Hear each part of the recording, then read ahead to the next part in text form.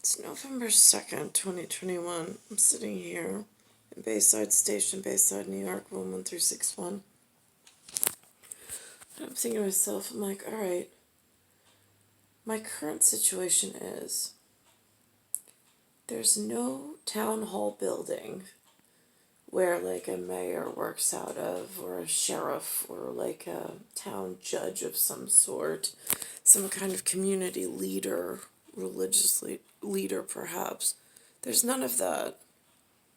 It's not like Mayberry on the television that the United States and America was touting in the 1950s when some civil war was going on. Not that it ever ends, that kind of war, but whatever. So now, in social injustice and equality, so there's none of that in my village.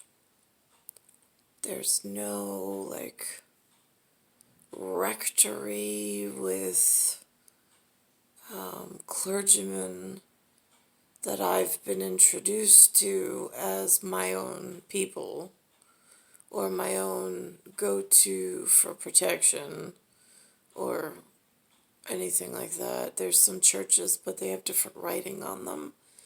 That is not of my own homeland. It's not alphabet. Although sometimes they have alphabet added to the sign with other language, but the language in alphabet does not make cognitive sense in this education system for which I was brought into, which is very lackadaisical, let's call it. And I'm thinking to myself, all right, so now, if I err on the side of Department of Homeland Security, and my job is I get funded to protect the minority that might be subjected to things that it is unaware of. But as being a paid Homeland Security expert, I know who my children are in my district zone and area, what their genealogy is, what they're up against as far as possible problems to entry to employment, to marital life, to finding other tribe members, so on and so forth. Then wouldn't it also be part of my responsibility to provide some kind of, like, my area is transient.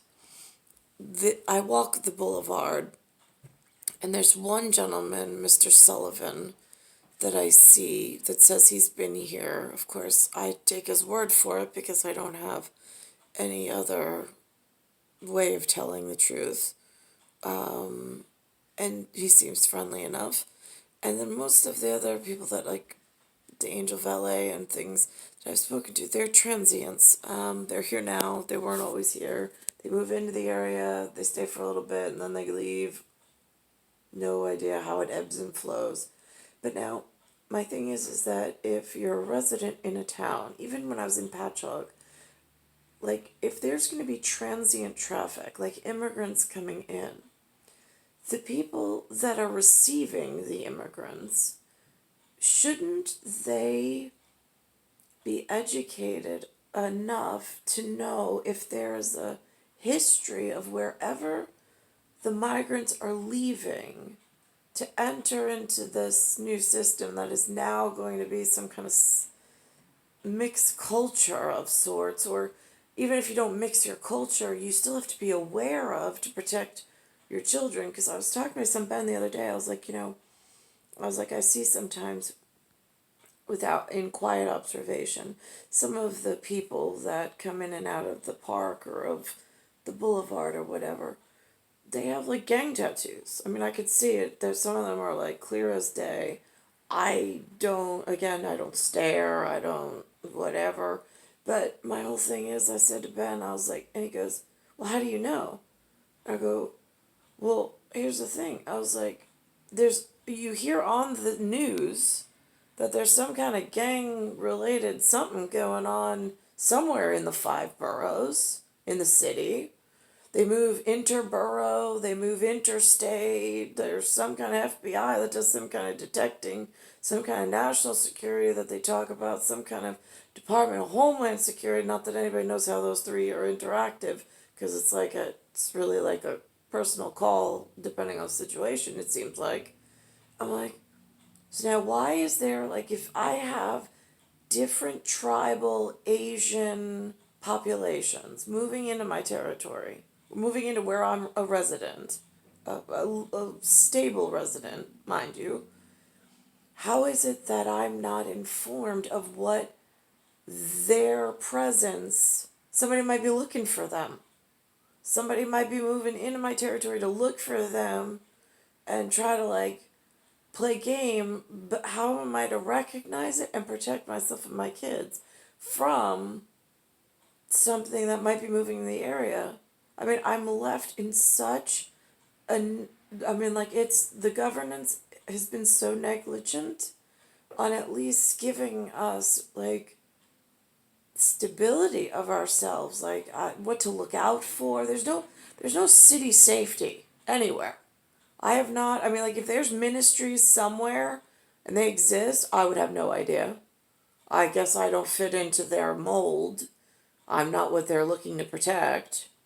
But for me, in this one particular section of Queens, there's no like, this is what the authorities are labeling as a, like an acceptable name for this population, and this is what the people look like. To like give us some kind of global security in our day-to-day operations so we don't get hurt, we don't say the wrong thing, we don't piss off the wrong people, and if there's some kind of game going on around us, we're able to inform the correct authorities so they can do their jobs in the professionals without stepping on each other's toes. I mean, I didn't think that was too much to ask for some city safety net, but yet my grandfather's been here since the 1950s or 60s. He's dead now. My dad's been here ever since. He got back to Queens before Anthony died. My grandfather, Anthony, from the 1900s, early 1900s. And now I'm dragged back into Queens. And the city still, it seems like they've increased the influx of transients.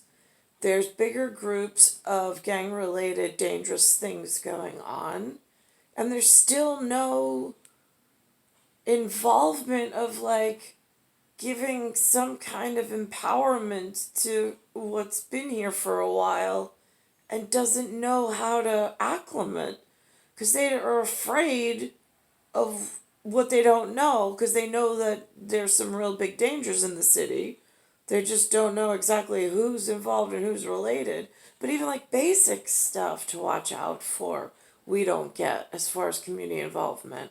There's no like flyers handed out like, hey, come to the 111th precinct, the Roman numeral 3 precinct that we set up in NYPD with 50 years on the streets in your area. We'd like to have a community involvement and let you know like what we're working on so if you see anything, you know what to say. Oh, that might be nice, but they don't have that. Just saying. If you want customer service and feedback. Star 1978, star 8378, Nicole Cattaruzza. It's November 2nd, 2021. They want me to vote on what? I got 2 candidates. I can't pick between the two of them. I have no idea. I missed the town hall because Linda was occupying the TV and I couldn't even get to the DVR on time. And then I totally lost memory of it. And then next day I was like, damn it! Can't go back in time now. So I don't know what issues they're working on. I see some campaign ads, but that sounds like humans trying to direct the future. God help us and the future mayors in this ill-begot system of social distortion, which is what is currently going on. And I don't really know who to vote for. Sliwa seems like a great guy, and I like the other guy's accent. Other than that, I mean, like, it's like voting in high school. I mean, even in high school, at least you get to know the people's personalities.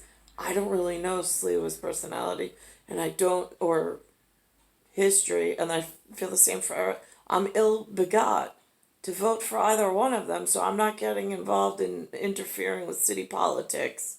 So I'm staying out of it, especially since I don't even have a community rep who's protecting or looking out for me, or who can even like communicate with me to let me know if there's bigger city gang related shit I should be looking out for, since I got a kid and it's kind of important. I live here.